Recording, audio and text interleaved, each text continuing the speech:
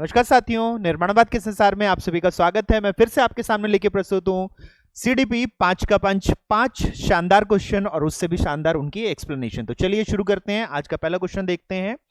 To motivate an auditory learner, तो यहां पे हमें एक लर्निंग स्टाइल दे रखा है ऑडिटरी लर्नर, श्रवण शिक्षार्थी दे रखा है, हमें ऑडिटरी लर्नर दे रखा है, को प्रेरित करने के लिए शिक्षक को उसे प्रोत्साहित करना चाहिए कि।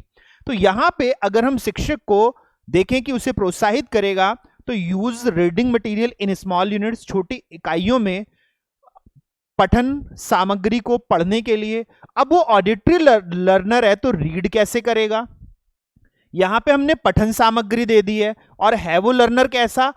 ऑडिटरी। तो पठन सामग्री रीडिंग लर्नर तो नहीं है वो। Participate in club activities, club की गतिविधियों में, नाटक आदि में भाग ले, तो ये कौन सा होगा? ये बच्चा होता है हमारे पास काइनेस्थेटिक। जो गतिकीय बच्चा होता है उसको हम गतिकीय गतिविधियां करवाएंगे, उसको हम काइनेस्थेटिक एक्टिविटीज करवाएंगे। ये हमारे पास क्या है? ये हमारा टेक्स्ट है, जो कि विजुअल या टेक्स्ट लर्नर होता है हमारा, जो हमें अलग अलग तरह की सामग्री पढ़ने वाला बालक होता है। ये काइनेस्थेटिक लर्नर है, गतिकीय लर्नर है। पार्टिसिपेट इन डिस्कशंस, चर्चा में सम्मिलित करना, यहां पर चर्चा में सुनना बोलना रहेगा, तो ये हमें एक ऑडिटरी लक्षण देखने को मिल रहा है। Use coloured pen and highlighters, पढ़ाई करते समय रंगीन कलम और हाइलाइटर का प्रयोग करना। ये कौन सा बच्चा हो गया? ये विजुअल बच्चा हो गया। ये कौन सा बच्चा हो गया? ये चाक्षुष बच्चा हो गया। ये चाक्षुष बच्चा हो गया। तो चाक्षुष बच्चे को हम क्या करते हैं? रंग बिरंगे रंगों से लिखे हुए पेन, चित्र होने चाहिए बड़े सारे, उनसे वो चाक्षुष बच्चा, विजुअल बच्चा पढ़ता है। तो यहां पर आंसर हमारा थर्ड है। चलिए अगले क्वेश्चन को देखें। The effective learning as per प्याजेज theories, प्याजे के सिद्धांत के अनुसार प्रभावी अधिगम। तो इफेक्टिव लर्निंग हमसे पूछी गई है, हमसे प्रभावी अधिगम पूछा गया है। अब अगर हम प्रभावी अधिगम की बात करें तो कंटेंट, रोट, एक्टिव या रीडिंग बाय हार्ट, सामग्री संकलन, मूल याद करना, रोट लर्निंग यानी याद करने को लेकर कहा गया है, और एक्टिव लर्निंग सक्रिय अधिगम। या तो हमें पता है कि उन्होंने किसकी बात करी थी? एक्टिव होने की बात करी थी। उन्होंने एक्टिव होने की बात करी थी प्याजे ने, जो कि हमारे पास कॉग्निटिव कंस्ट्रक्टिविज्म था, जो कि हमें देखने को मिलता है संज्ञानात्मक निर्माणवाद था। इसके ऊपर उन्होंने बात करी है।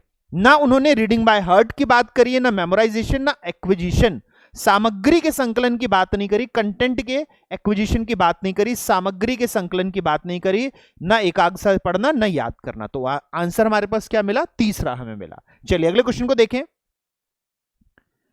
The least important reason for assessment in a child centred education is, बाल केंद्रित शिक्षा में मूल्यांकन का सबसे कम महत्वपूर्ण कारण क्या है? Least important reason for assessment in a child centred, monitoring their progress toward those goals, उन लक्ष्यों की और उनकी प्रगति करना। तो हमसे सबसे कम महत्वपूर्ण पूछा गया है, लीस्ट इंपॉर्टेंट पूछा गया है।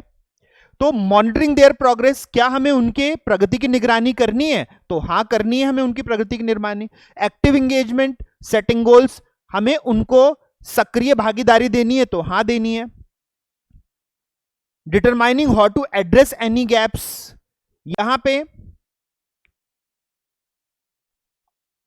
कोई अगर गैप है किसी भी अंतराल को, हमें अंतराल को संबोधित करने का निर्धारण करना है, डिटरमाइन करना है, हां हमें करना है। Learn core content, knowledge and skill, मुख्य सामग्री, ज्ञान और कौशल को हमें देखना है। तो यहां पर हमें क्या देखने को मिल रहा है? इसमें लीस्ट अगर देखें तो लीस्ट हमारे पास क्या है? नॉलेज है, मुख्य सामग्री ज्ञान। अब बच्चा ज्ञान का निर्माण स्वयं करेगा, child will construct their own knowledge, हम नहीं नॉलेज देंगे, इसीलिए ये हमें गलत देखने को मिल रहा है। We should not provide knowledge, knowledge should be constructed by the child, we should not provide the knowledge. हम क्या देंगे? हम फैसिलिटेट करेंगे अपॉर्चुनिटीज, हम अवसरों का क्रियान्वयन करते हैं, सुविधा देते हैं, और बच्चा उससे खुद अपने ज्ञान का निर्माण करता है, कौशलों को विकसित करता है। तो आंसर इसीलिए हमें चौथा देखने को मिलेगा। चलिए अगले क्वेश्चन को देखें। How is aptitude distributed in human beings, मानव जाति में अभिवृत्ति किस प्रकार से वितरित है? अब यहां पे अभिवृत्ति के विस्तार का अर्थ क्या है? तो अभिवृद्धि के विस्तार का अर्थ हमें देखने को मिलता है कि जो बालक है हमारा, जो भी हमारे पास बालक है, उसमें अलग अलग लोगों में किस तरीके से अभिवृद्धि पाई जाएगी। तो यहां पर हम देखेंगे बेल कर्व लगता है। यहां पर कौन सा कर्व लगता है हमें? बेल कर्व जिसे कहते हैं, इसे बेल वक्र कहा जाता है, जो कि हमें क्या देखने को मिलता है? जो कि normal distribution curve in psychology है। ये नॉर्मल डिस्ट्रीब्यूशन कर्व है, ये हमें देखने को मिलता है, ये मानक हमें विसरण वक्र देखने को मिलता है। इसका मतलब हमें क्या देखने को मिलता है? डिस्ट्रीब्यूशन वितरण है, सामान्य है। यहां पे नॉर्मल के लिए हिंदी सामान्य कर दी है, हिंदी यहां नॉर्मल के लिए मानक ना, सामान्य ना होकर मानक होनी चाहिए थी, हिंदी में हमें मानक नहीं दे रखा।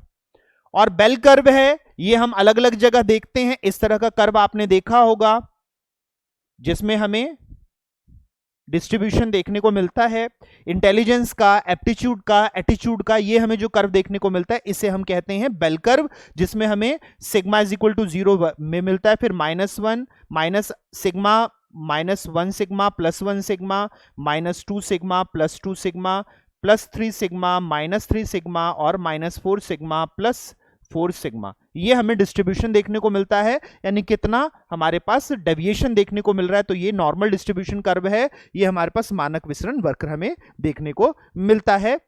इसको हम स्टैंडर्ड डेविएशन कर्व भी कहते हैं। इसी को ये स्टैंडर्ड डेविएशन देता है हमें, ये हमें मानक विचलन देता है। इसको हम स्टैंडर्ड डेविएशन कर्व भी कहते हैं, मानक विचलन कर्व भी कहते हैं। तो विसरण या विचलन हमें ये देता है मानकता के रूप में, इसीलिए ये हमारे पास बेल कर्व, इसकी शेप के कारण, ये जो है ना, ये शेप बेल की शेप होती है, इसीलिए इसको बेल कर्व कह देते हैं। ठीक है, चलिए आंसर यहां पे हमें पहला देखने को मिलेगा। नेक्स्ट क्वेश्चन को देखें। In a classroom of 50 children, where you have 15 different learning styles and 15 different personality, child-centered teaching is 15 बच्चों की कक्षा में जहां आपके पास 15 अलग अलग सीखने की शैली और 15 अलग अलग व्यक्तित्व के बच्चे हैं, बाल केंद्रित शिक्षण। तो हमें क्या करना है? हमें डिफरेंशिएटेड लर्निंग देनी है, हमें इंक्लूजन देना है, हमें समावेशन करना है और साथ में हमें विभेदीकृत अधिगम या शिक्षण देना होता है। तो चलिए देखें, एक शिक्षण प्रणाली के साथ एक पाठ योजना, 1 लेसन प्लान नहीं होगा।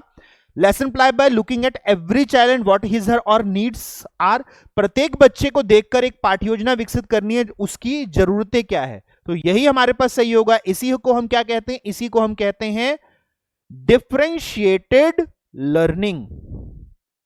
जब हम हर एक बच्चे की आवश्यकता को सम्मिलित करते हैं, इसी को हम कहते हैं विभेदीकृत अधिगम। इसी को हम कहते हैं विभेदीकृत अधिगम, जब हम हर एक बच्चे की आवश्यकता को सम्मिलित कर लेते हैं। फिर developing a lesson plan targeting the middle of the class, हम मध्य को लक्षित करते हुए नहीं। Developing a lesson plan that fits all, एक पाठ योजना, फिर से एक पाठ योजना सभी के लिए उपयुक्त हो ही नहीं सकती। ये स्टेटमेंट ही गलत है कि कोई एक पाठ योजना सभी के लिए उपयुक्त होगा। जब सबकी शैली अलग है तो एक पाठ योजना कभी उपयुक्त हो ही नहीं सकती। हमें एनरिचमेंट करना होता है, हमें समृद्धिकरण करना होता है, अलग अलग अवसर निकालने होते हैं जो अलग अलग बच्चों के लिए हों, और वो बच्चे के ऊपर केंद्रित होकर बनाए जाते हैं, जिसमें हम इंडिविजुअलाइज्ड एजुकेशनल प्लान करते हैं, IEP करते हैं। डिफरेंशिएटेड लर्निंग के लिए जब हम प्लान करेंगे तो क्या होगा? वो हो जाएगा IEP, यानी इंडिविजुअलाइज्ड